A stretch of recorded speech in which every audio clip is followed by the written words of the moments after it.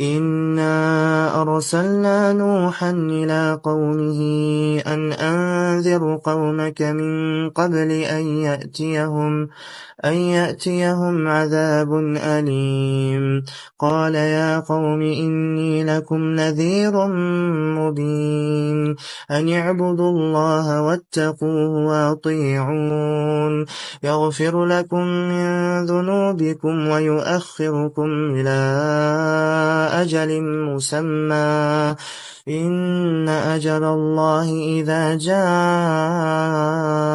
لا يؤخر لو كنتم تعلمون.